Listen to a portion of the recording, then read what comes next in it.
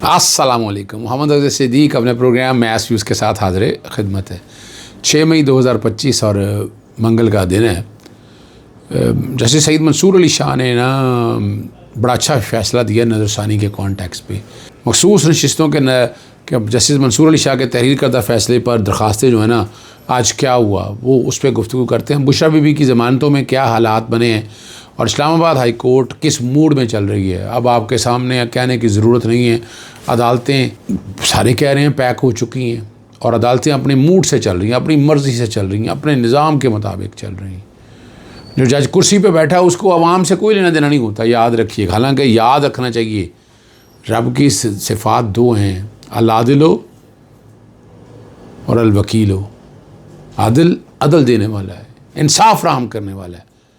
उसे हुकूमती एजेंडा नहीं परसू करना चाहिए, उसे आइन और कानून के मुताबिक और दीन को सामने रखते हुए फ़ैसला करना चाहिए। अब जजेस जिस तरह भर्ती किए गए हैं आपके सामने, जजेस क्या किए गए हैं, जजेस हुकूमती कॉन्टेक्स्ट के हवाले से जो हुकूमत समझती है उसका सबूत मैं आज आपके सामने रख देता हूँ कि नज़रसानी की दरख्वास्तें उस वक्त तक मुकर्रर नहीं की गई जब तक जजेस उनकी मर्जी। पहले ज़रा जस्टिस सईद मंसूर अली शाह मौज़ एक फ़रीक का फ़ैसले पर अदम एतमाद जो है ना, वो नज़रसानी की बुनियाद नहीं बन सकता। बेबुनियाद नज़रसानी दरख्वास्तों की हौसला शिकनी होनी चाहिए। जस्टिस सईद मंसूर अली शाह ने मखसूस रिश्तों की नज़रसानी दरख्वास्तों पर समाअत से पहले एक नज़रसानी दरख्वास्त खारिज करने का अहम फ़ैसला जारी कर दिया और ये जो पैरामीटर दे दी। और दूसरी बड़ी ज़बरदस्त बात है, ये नज़रसानी आइनी बेंच के सामने क्यों लगी है, नज़रसानी बेंच आइनी बेंच के सामने क्यों लगी है।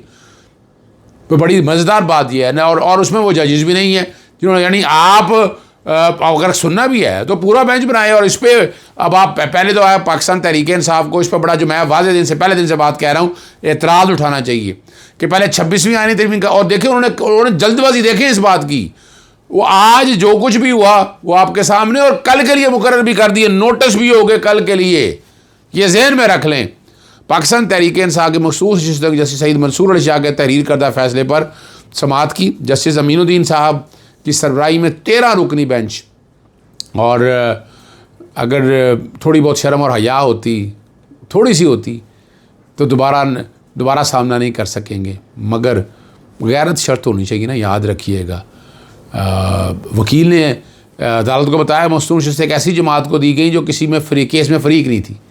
और जस्टिस आयशा मलिक ने बड़ा वाज़ेह तौर पर इस्तफ़सार किया कि सुप्रीम कोर्ट के मखसूस शिस्तों के फ़ैसले पर अमल दरामद हुआ। इस पर उन्होंने कहा जी मुझे तो इल्म नहीं है। तो जस्टिस आयशा मलिक ने कहा आपको कैसे नहीं मालूम, नज़रसानी दरख्वास्त आपने ख़ुद दायर की है। और जस्टिस अकील बासी ने बरहमी का इज़हार करते हुए कहा आप बार बार ऐसी सियासी जमात का नाम ले रहे हैं, उसे छोड़ें। सुप्रीम कोर्ट ने आइन के मुताबिक फ़ैसला दिया, आप हमें बताएं कि फ़ैसले में क्या गलती है। जो आप बता रहे हैं वो ज़ुबान तालिब इल्म से मालूम है। क्या आप सुप्रीम कोर्ट को समझाएंगे नज़रसानी के दायराकार पर इख्तलाफ दें। और बाद में जो बातें सारी हुई, वो 11 मेंबरान जो है ना, 13 में से 11 मेंबरान, यानी इसमें कितने लोग नए आए हैं वो आप ख़ुद समझ सकते हैं। कि बाद की सुप्रीम कोर्ट जो बाद में आई है उसमें कितने लोग हैं, मुझे कहने की ज़रूरत नहीं है। वो आप लिस्ट पूरी से नाम लिखना शुरू करें, आपको अंदाज़ा हो जाएगा। क्योंकि जस्टिस अमीनुद्दीन साहब और जस्टिस नईम अफ़गान तो पहले वाले, और जस्टिस अपना आयशा मलिक और जस्टिस अकील अब्बासी, आप यहाँ से अंदाज़ा लगा लें कि यानी उनमें से 11 मेंबर ने दरख्वास्त इब्तदाई समाअत के लिए मंजूर करते हुए नोटिस जारी कर दिए।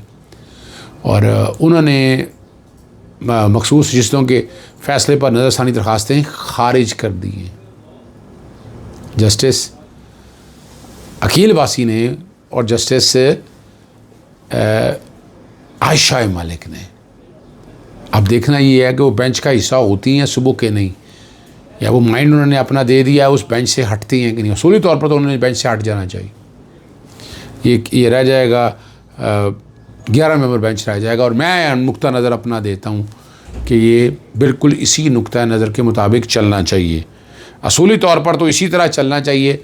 और जिस तरह ये मामला सारे चल रहे हैं वहाँ से आप अंदाज़ा लगा सकते हैं। 13 रुकनी बेंच में है और जो 11 मेंबर बेंच है उन्होंने नोटिस जारी कर दिया है। अब ये दरख्वास्त काबिल, अब अगर आना भी है, अब मिसाल नोटिस जारी कर भी दिया है, तो पाकिस्तान तहरीक इंसाफ को जो है ना, कल कहना चाहिए कि पहले 26वीं आईनी तरमीम पर फैसला करें, फिर नज़रसानी पे इस पर आएंगे हम। अब देखना ये है कि पाकिस्तान तहरीक इंसाफ से वो अपना केस क्या लेके आती है। इस पर अमल दरामद नहीं हुआ। मैंने दरख्वास्त लाहौर हाई कोर्ट में दायर की हुई है। जो सेक्शंस हैं मैंने उस सेक्शंस पर भी मैंने पेश बनाया हुआ है। मैंने वो उस सेक्शंस को भी मैं लेकर साथ आया हूँ कोर्ट के अंदर मामलात को, कि वो आइन की खिलाफ वर्जी है। अब अगली जो बात है वो फायर वाल की तनसीब जो है और समात जो है वही अनकन्फर्म जजेस या जूनियर जजेस के पास हामिद मीर की दरख्वास्त 26 अगस्त 2024 को 3 सितंबर तक एक हफ़्ते के लिए जवाब तलब किया था और उसकी समात ही कोई ना हो सकी और 8.5 माह बाद दोबारा समात हुई और बताया गया कि वफाकी हुकूमत ने जवाब ही जमा नहीं कराया और जस्टिस अमीन अनाम मिन्हास ने समात मुलतवी कर दी। अब देखना ये है कि आइंदा समात की तारीख क्या होती है। तारीख पे तारीख और कम क्या कहें। इमरान खान और बुशरा बीवी की 6 ज़मानतों की दरख्वास्तों पर समात बगैर कार्रवाई मुलतवी की है 20 मई तक मुलतवी। आज तो जज साहब नहीं हुए, लेकिन तकरीबन 2 साल से ज़ेर इल्तवा केसेस में इमरान खान से जेल की हाज़िरी सेशन कोर्ट नहीं करवा सकी।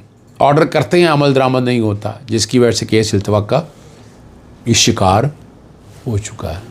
इस्लामाबाद हाई कोर्ट में और एक बड़ी ज़बरदस्त समात है, वो रेडी बानों के ख़िलाफ़ अदालती हुक्म के बावजूद कार्रवाई पर तौहीन अदालत के केस में रेडी बानों ने अपनी दरख्वास्त में जस्टिस सरदार एजाज़ इसहाक़ खान की अदालत में इंकशाफ किया कि उनके सामने director DMA MCIA doctor Anam Fatima ने कहा कि हम जस्टिस सरदार एजाज़ इसहाक़ खान की अदालत से केस ट्रांसफ़र के प्रोसेस में हैं। अब ज़रा सुनिएगा, अब ये मैं नहीं बता रहा, ये वो बता रहे हैं, हम इस अदालती आर्डर को नहीं मानती। अब ये बड़ा क्लैरिटी के साथ आप देने दें। अब यानी अब क्या कहें, यानी आप हुकूमत वक्त देख लेना और यहाँ अदालतें बेबसी हैं। यानी यहाँ चीफ जस्टिस साहब को इसका नोटिस नहीं देना चाहिए, ये हालात वाक़या नहीं देखने चाहिए और इस आर्डर को भूल जाएँ। ज़रा सुने, बात बड़ी वाज़ेह तौर पर है। अदालत ने रेडी बानों से बयान हल्फी तलब करते रहे और डॉक्टर अनम को कल 10 बजे ज़ाती हैसियत में तलब कर लिया। ठीक है ना जी। और ये ज़रूरी है, समझने के लिए ज़रूरी है कि इस्लामाबाद हाई कोर्ट अगर मेरिट पे कर रही है तो मेरिट पे करने दें। क्यों रोका जा रहा है मेरिट पे फैसला करने? लेकिन यहाँ हुकूमत शेर बन चुकी है, ब्यूरोक्रेसी शेर बन चुकी है, किसी का कुछ नहीं जा रहा। मुल्क में लाकानूनियत खुद देख लें आप, बुरा हाल है पंजाब के अंदर। आप क्राइम रेट की पोजीशन आप देख सकते हैं, मुझे कहने की क्या ज़रूरत है। अब ये सारा कुछ हो रहा है और हमें यही बताया जा रहा है, बांसुरी की नेहरू बांसुरी बजा रहा है, हमें यही बताया जा रहा है, हमें यही समझाया जा रहा है। लेकिन कुछ सच भी सामने आने चाहिए और हकीकत भी सामने आनी चाहिए। और 9 मई केस में एजाज जज साहब की ज़मानत मंजूरी के सुप्रीम कोर्ट के अहम सवालात बड़े सामने आए हैं। 3 दिन FIR अंदराज में ताख़ीर और 28 दिन बाद मुद्दई मुकदमा पुलिस इंस्पेक्टर के ज़िमनी बयान की रोशनी में एजाज जज साहब को साजिश के इल्ज़ाम में नामज़द की। और इस तारीख तक जो ताख़ीर हुई है इसकी एविडेंशरी वैल्यू क्या होगी, अभी ट्रायल कोर्ट में ये तय करना है। बाकी सज़ा के तौर पर ज़मानत को नहीं रोका जा सकता, लेकिन 2 साल तकरीबन आपके सामने है एजाज जज साहब के लिए ये मामलात क्या हुए हैं। जैसे सरदार एजाज खान ने 26वीं आईनी तरमीम में हाई कोर्ट के गैर मामूली इख्तियारात के आर्टिकल 199 में शामिल की गई शिक 1A ड्राफ्ट करने वालों पर सवालात उठा दिए। बड़ी ज़बरदस्त, ये देखें कितने इंपॉर्टेंट है। अदालती मुआविन ने कहा कि आर्टिकल 99 के तहत हाई कोर्ट के पास गैर मामूली इख्तियारात हैं कि हाई कोर्ट के दरख्वास्त के मुदरजात और हालात के मुताबिक रिलीफ मोल्ड कर सकती है। और भी बड़ा केस ला मौजूद है, जिसने भी आर्टिकल 19A की शिक A ड्राफ्ट की उसने सब मिक्स कर दिया। अदालतों के मुकम्मल सुओमोटो से मुतल्लिक वो शिक शामिल की जानी थी कि जैसे अखबारी तराशे पर सुओमोटो लिया जाता है वो ना हो, लेकिन इस शिक्स को पूरी रिवर्स देखना और मिक्स कर दिया गया जूरिस्प्रूडेंस के तहत ना, जो रिवर्स जूरिस्प्रूडेंस के तहत या रिवर्स प्रूडेंस के तहत जो है ना मिक्स कर दिया गया। अदालत जो रिलीफ दे सकती थी उसको भी गडमेंट कर दिया गया और ये मामलात ऐसी जगह लाकर खड़े कर दिए गए हैं कि अदालतों के हालात बंद हो गए। बताने का मकसद ये है, आज खुद नोटिस सुप्रीम कोर्ट ले नहीं सकती, बुनियादी हकूक़ का तहफ़्फ़ुज़ फ़राहम नहीं कर सकती और उससे बड़ा एक बैकशीट मिलती थी, एक सहारा मिलता था और अदालतें उस मामलात को उस तरीके से लेकर चलती थी। लेकिन यहाँ हालात था सामने आपके, आप हालात खुद समझ सकते हैं कि क्या हालात हैं। अल्लाह ताला इन सारी चीज़ों को बेहतरी की तरफ लेकर जाए और हालात ऐसे बनाए कि जिससे ये मुल्क आगे की तरफ जाए और मुल्क में आसानियाँ हो जाएँ और वो आसानियाँ जो हैं वो इंसान को बेहतरी की तरफ लेकर जाएँ। मगर अगर अदालती निज़ाम ना ठीक हुआ तो फिर याद रखिएगा ये निज़ाम बहुत नीचे चला जा तो चुका है। आगे भी जाएगा। इजाज़त चाहता हूँ। अस्सलाम वालेकुम, अल्लाह हाफ़िज़। पाकिस्तान जिंदाबाद।